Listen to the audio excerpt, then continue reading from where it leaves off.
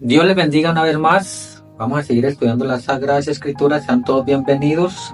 Les invito a mirar en el libro del Apocalipsis, el capítulo 2, el último libro de la Biblia. Dice así el verso 1: escribe al ángel de la iglesia en Éfeso, el que tiene las 7 estrellas en su diestra, el que anda en medio de los 7 candeleros de oro, dice esto. Allí entonces nuestro Señor y Salvador Jesucristo está hablándole a el apóstol Juan acerca de este candelero, lo cual viene representado entonces por las 7 edades de la iglesia. Allí está diciendo él que él anda en medio de este candelero de oro y que también él tiene sus estrellas en su mano o en su diestra. Entonces es importante ver cada uno de los mensajeros, y entonces vamos a mirar un poco aquí la primera edad, porque la primera edad empieza allí en el año 53 después de Cristo. Entonces allí nos muestra que empieza aquí en el año 53 con su mensajero o con su ángel, que fue el gran apóstol Pablo, porque aquí miramos el gran apóstol Pablo, que es muy importante. También Dios allí pone un poder, el cual fue el poder de león, porque él viene también representando al Señor Jesús, siendo el león de la tribu de Judá. Entonces allí salió en la primera edad del Espíritu Santo a pelear contra un enemigo que fue el jinete del caballo blanco. Entonces recordamos ese jinete que se vino también cabalgando, porque él vino a pelear contra el pueblo de Dios o contra los elegidos de Dios. Entonces ahí está el primer ángel, el gran apóstol Pablo, porque esto es importante porque el apóstol Pablo, el Señor mismo, el Señor Jesucristo lo llama a su apóstol y lo envía, ¿sí? Porque él se encuentra en camino a Damasco, porque el apóstol Pablo venía persiguiendo a los cristianos, o sea, la iglesia del Señor. Entonces él allí se encuentra en un resplandor de luz con el Señor Jesús, donde el Señor Jesús le dice: Saulo, Saulo, ¿por qué me persigues? Y él pregunta: ¿quién eres? Y él le dice: yo soy Jesús, a quien tú persigues. Dura cosa te es dar cosas contra el aguijón. Y allí en donde entonces vemos que el apóstol Pablo fue cegado y estuvo por 3 días ciego. Y después allí entonces él viene la conversión y todo esto, y empieza el apóstol Pablo, ¿sí?, a empezar esta primera edad, que es importantísima, la edad apostólica y la edad de Éfeso. Entonces vamos a estar mirando un poco acerca de lo que es su historia, su biografía, porque esto es importante, porque él finalmente termina por allá en el año 67, decapitado por la pena capital en Roma por este emperador que se llamaba Nerón. Entonces es importante ver un poco la biografía de este mensajero, porque vamos a estar mirando también los otros mensajeros, porque de ahí en adelante se viene el Espíritu Santo lidiando en cada edad. Entonces recordemos que aquí está en una ciudad en Éfeso. Estas eran unas ciudades que estaban allá en Asia Menor y existieron, pero entonces también la Biblia habla de que también Éfeso es una edad. Entonces cuando habla de una edad es porque es una edad, ¿sí?, o un tiempo, y ese tiempo lo señaló el Señor Jesucristo del año 53 al año 170. Entonces vamos a estar mirando un poco lo que es la biografía de este ángel mensajero, el apóstol Pablo. El mensajero ángel de la iglesia de Éfeso fue el apóstol Pablo. No puede ser negado que él fue el mensajero de la primera edad de la era gentil, aunque a Pedro le fue concedida la autoridad de abrir las puertas del evangelio a los gentiles. Fue a Pablo a quien le fue dado ser su apóstol y profeta. Él fue el profeta mensajero a los gentiles. Su oficio profético fue por medio del cual recibió la revelación completa de la palabra para los gentiles. Le vindicó como su mensajero apostólico en Jerusalén. Los demás apóstoles estaban de acuerdo con esto, pues yo ni lo recibí ni lo aprendí de hombre alguno, sino por revelación de Jesucristo, porque ya habéis oído acerca de mi conducta en otro tiempo en el judaísmo, que perseguía sobremanera a la iglesia de Dios y la asolaba, y en el judaísmo aventajaba a muchos de mis contemporáneos en mi nación, siendo mucho más celoso de las traiciones de mis padres. Pero cuando agradó a Dios, que me apartó desde el vientre de mi madre y me llamó por su gracia, revelar a su Hijo en mí, para que yo le predicase entre los gentiles, no consulté enseguida con carne y sangre, ni subí a Jerusalén a los que eran apóstoles antes que yo, sino que fui a Arabia y volví de nuevo a Damasco. Después, pasados 3 años, subí a Jerusalén para ver a Pedro y permanecí con él 15 días. Pero no vi a ningún otro de los apóstoles, sino a Jacobo, el hermano del Señor. Léase Gálatas 1:12 al 19. Pero subí según una revelación, y para no correr o haber corrido en vano, expuse en privado a los que tenían cierta reputación el evangelio que predico entre los gentiles. Léase Gálatas 2:2. Pero de los que tenían reputación de ser algo, lo que hayan sido en otro tiempo, nada me importa. Dios no hace acepción de personas. A mí, pues, los de reputación nada nuevo me comunicaron. Antes, por el contrario, como vieron que me había sido encomendado el evangelio de la incircuncisión, como a Pedro el de la circuncisión, pues el que actuó en Pedro para el apostolado de la circuncisión, actuó también en mí para con los gentiles. Y reconociendo la gloria que me había sido dada, Jacobo, Cefas y Juan, que eran considerados como columnas, nos dieron a mí y a Bernabé la diestra en señal de compañerismo, para que nosotros fuésemos a los gentiles y ellos a la circuncisión. Léase Gálatas 2:6 al 9, porque a vosotros hablo, gentiles, por cuanto yo soy apóstol a los gentiles, honro mi ministerio. Léase Romanos 11:13. Pablo fundó la iglesia en Éfeso. Como a mediados del primer siglo, esto nos permite fijar la fecha del comienzo de la edad de la iglesia de Éfeso, cerca del año 53 después de Cristo. Su manera de ministrar estableció el ejemplo al cual todo mensajero futuro habría de aspirar, y en verdad establece el patrón para todo verdadero ministro de Dios. Aunque no tuviera tal elevación en el orden profético como Pablo, el ministerio de Pablo se podría calificar en 3 partes. Primeramente, Pablo fue absolutamente fiel a la palabra, sin importar cuál fuere el costo. Él nunca se apartó de ella.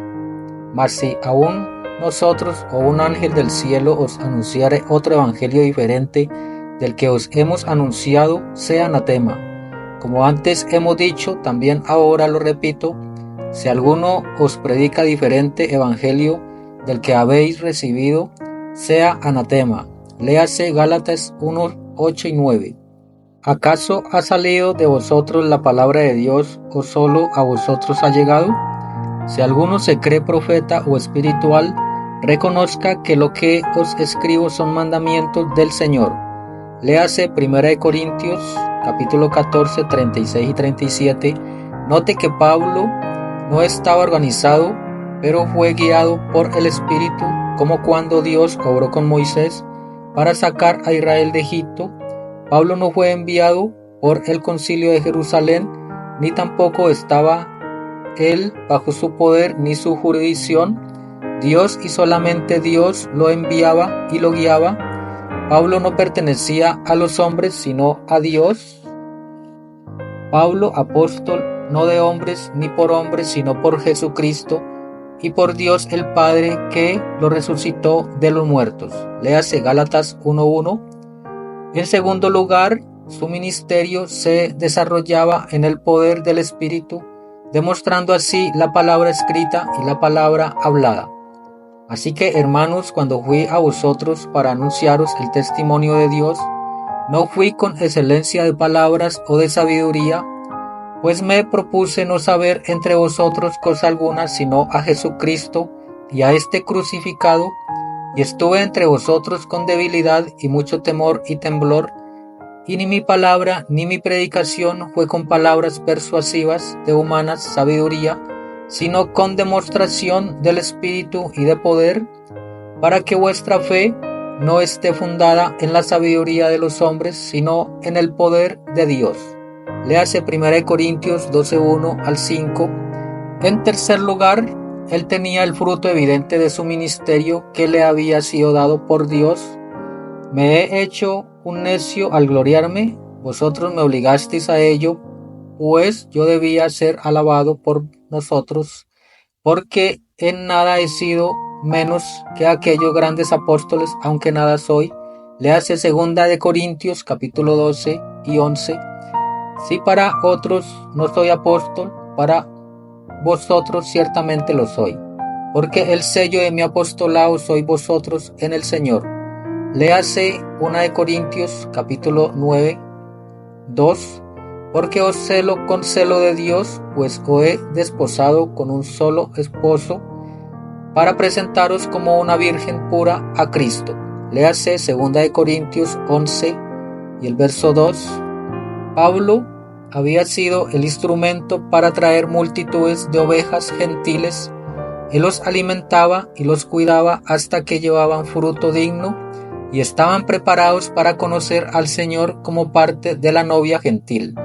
Al tiempo de la entrega de la revelación, según la tradición, Pablo ya había muerto como mártir, pero Juan continuaba en su lugar, haciendo exactamente igual como Pablo había obrado en los días de su ministerio. La muerte de Pablo antes de que la revelación fuese entregada no revoca de ninguna manera el hecho de que él fue el mensajero de la edad de la iglesia de Éfeso, porque el mensajero para cada edad, a pesar de cuándo viene o cuándo se va, es aquel que enfoca esa edad hacia Dios por medio de un ministerio en el cual se manifiesta la palabra. Pablo fue aquel hombre. La ciudad de Éfeso.